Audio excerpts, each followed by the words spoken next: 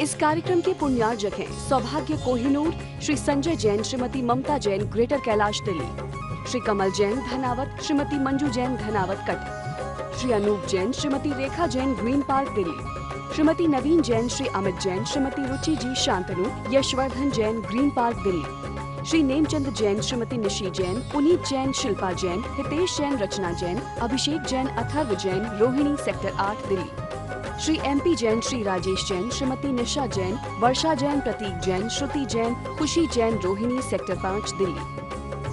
महानुभाव, कोई भी कार्य जब हम करते हैं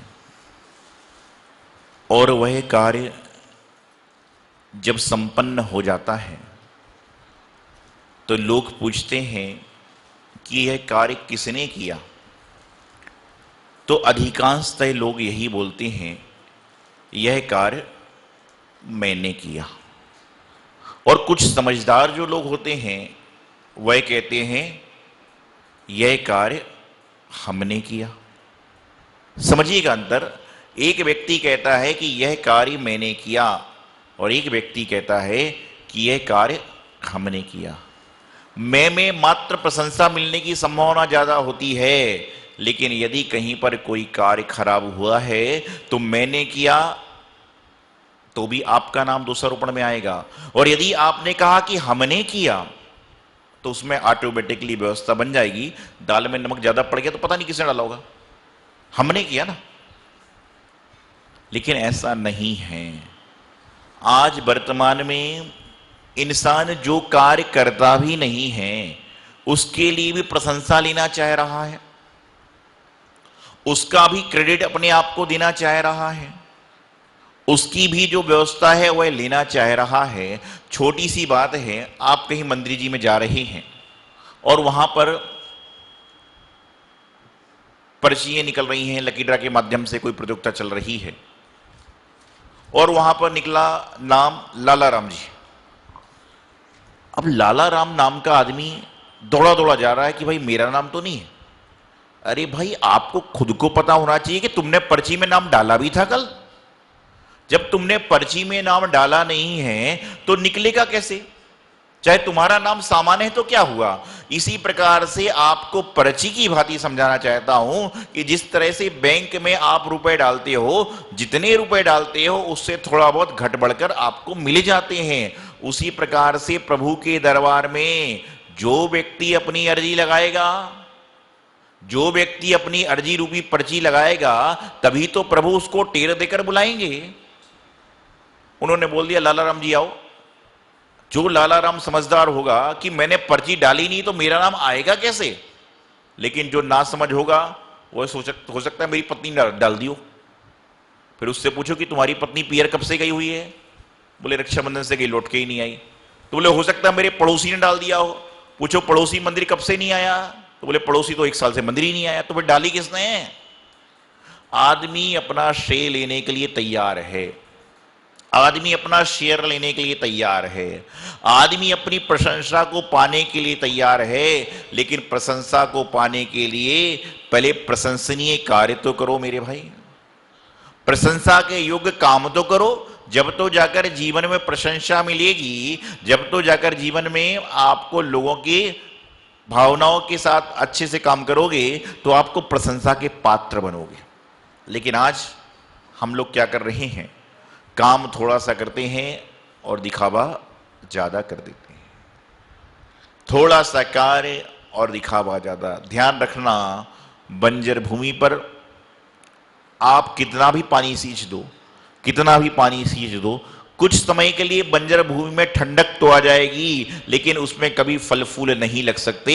और उपजाऊ पानी पर, उपजाऊ भूमि पर पानी थोड़ा सा डाल दो, बारिश के पानी से अपने आप उपज हो जाएगी। उसी तरह से आपके मन की जो बंजर भूमि है, आपके मन की जो बंजर भूमि है वह भी उपजाऊ हो सकती है। कब? जब आप देव शास्त्र के समागम करोगे, महापुरुषों की स्तुति करोगे, जो पूज्य पुरुष हैं उनके चरण को, उनके आचरण को छूने का प्रयास करोगे, तो निश्चित रूप से आपका दिमाग, आपका जीवन भी बंजर से अच्छा बन जाएगा, व्यवस्थित बन जाएगा। आज वर्तमान में देखा जाता है कि लोग तरह तरह से परेशानी से जूझ रहे हैं। लोग तरह तरह से समस्याओं का सामना कर रहे हैं। कोई स्वास्थ्य के संबंध में कर रहा है, कोई शिक्षा के संबंध में कर रहा है, कोई व्यापार के संबंध में कर रहा है, कोई गृह कार्य के संबंध में कर रहा है। अनेकों अनेक विधान बनाए जा रहे हैं। पहले के जमाने में शास्त्रों में सिद्ध चक्र महामंडल विधान, कल्पद्रुम महामंडल विधान, सर्वतोभद्र महामंडल विधान, इंद्रध्वज महामंडल विधान, भक्तांबर जी विधान और शांति विधान आते थे। आजकल हम लोग साधुओं को बोलना पड़ता है मनोकामना सिद्धिदायक विधान, संकट हरण शांति विधान, ग्रह क्लेश निवारण विधान, विजय पताका विधान। क्यों? पहले के जमाने में इंसान सिद्धचक्र महामंडल विधान का पाठ करता था, उसका कुष्ठ रोग दूर हो जाता था। और आज के जमाने में आदमी सिद्धचक्र विधान कर रहा है, कुष्ठ रोग दूर होवे ना होवे, लेकिन ग्रह क्लेश बढ़ जाता है। तो कहते हैं महाराज जी सिद्धचक्र विधान की तो बाद में कराना, पहले ग्रह शांति विधान कराइए। और मैं आपको एक बात कहना चाहता हूं, जब भी पंचकला प्रतिष्ठा महोत्सव होता है, जब भी कोई बड़ा यज्ञ होता है, तो उसमें लिखा रहता है पंचकला प्रतिष्ठा महोत्सव एवं कौन सा यज्ञ? कौन सा यज्ञ? विश्व शांति महायज्ञ। मैं कहता हूं इसको बदल दो, हटा दो, समाप्त कर दो। आप बोलोगे महाराज जी क्या कर रहे हो? अरे भाई मैं तो ये कहना चाहता हूं कि अब से आप लिखिए पंच कल्याण प्रतिष्ठा महोत्सव एवं स्वयं शांति महायज्ञ। हर व्यक्ति अपने अपने मन की शांति करना प्रारंभ कर दे तो जीवन में कोई अशांत नहीं रहेगा। आज हो क्या रहा है कि सभी लोग विश्व की शांति चाहते हैं, विश्व की शांति चाहते हैं। अरे तुम्हारे मेरे चाहने से विश्व शांति नहीं हो सकती। यदि मैं अपने आप को शांत कर लूं, आप अपने आप को शांत कर लो, तो निश्चित रूप से सारा विश्व एक एक करके अपने आप शांत हो जाएगा। गोमटेश्वर बाहुरी भगवान, सभी ने प्रतिमा के दर्शन करे हैं, कहानी सुनी होगी। जब वहां पर गोमटेश्वर बाहुरी भगवान का महामस्तकाभिषेक हो रहा था, लोग दूध ले लेके जा रहे थे, लोग जल लेके जा रहे थे, लेकिन अभिषेक पूर्ण नहीं हुआ। और जब वहां पर एक कौन पहुंचा? कौन पहुंचा? बुढ़िया। गोमटेश्वर बाहुबली भगवान की बुढ़िया की कहानी सुनना पसंद है, लेकिन यहां पर कोई दादी मां आ जाए और बोले बुढ़िया आ रही है, तो क्या होगा फिर? गोमटेश्वर भगवान बाहुबली की कहानी में तो बुढ़िया की लुटिया पसंद है, और यहां पर कोई दादी आ रही है तो किसी कहती है बुढ़िया आ रही है, तो क्या होगा? फिर तुम्हें ऐसी बुढ़िया खाने को मिलेगी कि सारा काम खराब हो जाएगा। तो बता रहा हूं कि वहां पर जब बाहुबली भगवान का महामस्तकाभिषेक चल रहा था, जब बाहुबली भगवान का मस्तकाभिषेक चल रहा था, जब सारे लोग थक कर हार गए, सारे लोग परेशान हो गए, सारे लोग समस्याओं में आ गए, उस समय बुढ़िया जब अपने हाथ में छोटे से कलश में लुटिया लेकर पहुंची तो लोगों ने भगा दिया कि तुम्हारे इससे क्या होगा। लेकिन तो भी वह पहुंची और छोटे से कलश से उसने दूध डाला तो प्रतिमा जी का पूरा संपूर्ण अभिषेक हो गया। ये कहानी आपने कई बार सुनी और कई बार देखी होगी। तो मैं आपको समझा रहा था कि प्रत्येक व्यक्ति अपनी अपनी शांति चाहे। जैसे उस छोटी सी बुढ़िया की कलश से क्या हुआ, सारा का सारा भगवान का अभिषेक हो गया, उसी प्रकार से हर व्यक्ति अपने जीवन में शांति पाना चाहेगा तो सबके विश्व की शांति अपने आप हो जाएगी। हर व्यक्ति चाहता है मेरा भला हो, हर व्यक्ति चाहता है मुझे लोग याद करें, हर व्यक्ति चाहता है कि मेरा लाभ हो। ऐसा संसार में कोई व्यक्ति नहीं है, हम स्वयं अपना लाभ चाहते हैं। अंतर इतना है कि जो आप लाभ चाह रहे हो उस लाभ को हम छोड़ चुके हैं। जो लाभ आप पाना चाह रहे हो संतों ने उस लाभ को छोड़ दिया है। हम भी लाभ पाना चाहते हैं। हम चाहते हैं हे भगवान आपके चरणों में बैठने का लाभ मिले, और आप चरणों के पहले तक का लाभ चाह रहे हो। अंतर इतना ही, संसारी और संत में अंतर इतना ही होता है कि एक लाभ की प्राप्ति कर रहा है जो उसके कर्मों को काट देगा, और एक लाभ की प्राप्ति कर रहा है जो उसको कर्मों को बढ़ा देगा। अब विचार करिए, आज से 25 साल पहले, 40 साल पहले घर में एक टेलीफोन हुआ करता था। एक टेलीफोन हुआ करता था, उसमें पारिवारिक बातें अच्छे संपन्न तरीके से होती थी। आज हर व्यक्ति के पास में एक या दो फोन है, लेकिन घर में शांति ही नहीं। आज से 20, 25, 30 साल पहले घर में एक टेलीविजन हुआ करता था, उसमें कभी समय पर रामायण आती थी, कभी चित्रहार आता था, कभी मैच आता था, पूरा परिवार एक साथ बैठकर देखता था।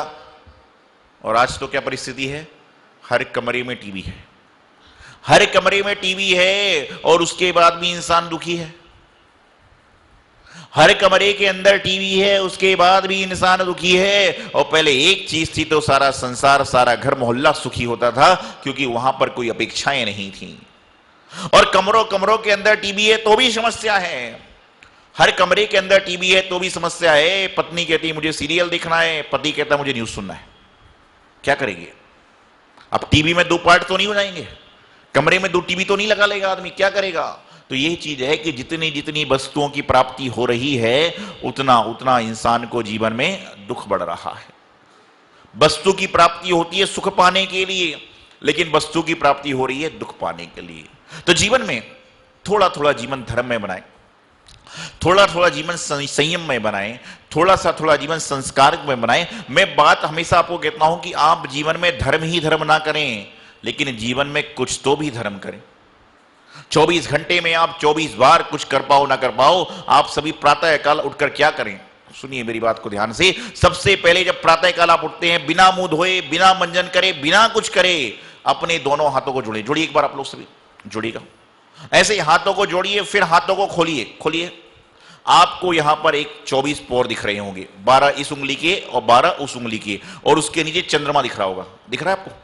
उस चंद्रमा को आप सिद्ध शिला का आकार समझें। कभी आपने सिद्ध शिला देखी होगी तो सिद्ध शिला जो होती है इसी तरह से होती है, और सिद्ध शिला के ऊपर भगवान की मोक्ष जाती हुई बात होती है। तो आप विचार करें, ये चंद्रमा नहीं, ये सिद्ध शिला है, और इस पे 12 पोर पे 12 भगवान, और उस वाले 12 पोर 12 भगवान, और 24 भगवान है। हाथों जोड़िए, वापिस जोड़िए हाथों को। इस तरह से यदि आपको 24 भगवान के नाम आते हैं तो नमोकार मंत्र पढ़कर 24 भगवान का स्मरण करें, गुरुओं का स्मरण करें, जिनवाणी का स्मरण करें। और इतना नहीं कर सकते तो कम से कम प्रातःकाल उठकर हाथों को देखें कि हे 24 भगवान, आपको बारंबार नमस्कार है। उसके बाद में नमोकार मंत्र पढ़कर करें कि मेरा जीवन, मेरा दिन सुप्रभात हो, मेरा दिन अच्छा जाए, मेरी प्रभात सुप्रभात हो, आपका दिन अच्छा हो जाएगा।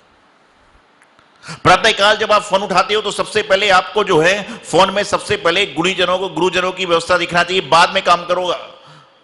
आज आदमी उठ रहा है फोन की घंटी से, सो रहा है फोन को सुनते सुनते। वो बोले अच्छा आप सब लोग यहां पर बैठे हो, आप लोग कल रात को कितने कितने बजे सोए थे पता है आपको? कितने कितने बजे सोए थे? कोई 9 बजे सोया होगा, कोई 11 बजे सोया होगा, कोई 12 बजे सोया होगा, ऐसे होगा ना, 11 साढ़े 11 बजे, पक्का है ना? लेकिन आप सारे सरासर झूठ बोल रहे हो। कैसे झूठ बोल रहे हो? मैंने आपसे पूछा कि आप कितने बजे सोए थे, कोई 11 बजे बोल रहा है, कोई 11:30 बजे बोल रहा है, कोई 9:30 बजे बोल रहा है, कोई 10:30 बजे बोल रहा है। अरे मेरे भाई, कल रात को जब आप सो चुके थे तो आपको टाइम कैसे मालूम कितना टाइम हो गया था? रात्रि में जब आप सो चुके थे तो आपको ये कैसे पता है कि मैं इतने बजे सोया? और उस समय तुम घड़ी देख रहे थे, सोए कैसे? आप कहिए कि इतने बजे मैंने सोने का प्रयास किया, इतने बजे आसपास में सोया था। आप बताइए ना, 12 बजे आप सोए थे तो आपको टाइम कैसे मालूम कि 12 बजी थी? तो जीवन में रात्रि में सोने का समय निर्धारित हो, प्रातःकाल उठने का समय निर्धारित हो। प्रत्येक व्यक्ति को स्वस्थ रहना है तो कम से कम 8 घंटे की निद्रा तो लेना ही चाहिए। ये स्वस्थ के लिए डॉक्टर लोग कहते हैं कि प्रत्येक व्यक्ति को कम से कम 8 घंटे की निद्रा लेना चाहिए।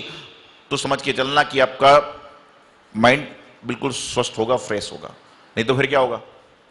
मंदिर जी में आओगे, झपकी लगेगी, दुकान पर जाओगे, झपकी लगेगी, गाड़ी में बैठोगे तो झपकी लगेगी। कहां रहोगे तंदुरुस्त? तंदुरुस्ती रखना है, जीवन को तंदुरुस्त करना है। तो मैं हमेशा एक बात कहता हूं कि मॉर्निंग वॉक पे जाओ ना जाओ, अपने आसपास के मंदिर में हफ्ते में, 15 दिन में, महीने में एक बार पैदल चले जाओ, आपको मॉर्निंग वॉक की आवश्यकता ही नहीं पड़ेगी। आज लोग जिम जा रहे हैं। एक पतला दूल्हा आदमी आया, मैंने कहां जा रहे हो? बोले जिम जा रहा हूं। मैंने पूछा क्यों? बोले हेल्थ बढ़ाने के लिए। एक थोड़ा तंदुरुस्त आदमी आया, मैंने कहां जा रहे हो? बोले जिम जा रहा हूं। मैंने कहा क्यों? बोले हेल्थ कम करने के लिए। मैंने कहा हो गया भगवान, क्या चल रहा है संसार में? एक पतला दुबला आदमी जिम जा रहा है, बोले हेल्थ बढ़ाने के लिए, और एक मोटा तंदुरुस्त आदमी जा रहा है, जिम जा रहा है, क्यों? बोले हेल्थ कम करने के लिए। मतलब जिम में दोनों तरह के काम हो रहे हैं क्या भाई? एक बार में एक समय की बात तो समझ में आती है। तो बोले आप तो महाराज जी बताइए क्या करूं? मैंने कहा कुछ मत करो, जिम जाते हो, सब कुछ कर उठापटक करते हो, घर से जब मंदिर जाओ तो मंदिर में भगवान के चरणों में श्रीफल लेकर जाते हो, तो श्रीफल अपने हाथ से लेकर ऊपर तक जाओ, ऑटोमेटिक जिम जाने की आवश्यकता नहीं।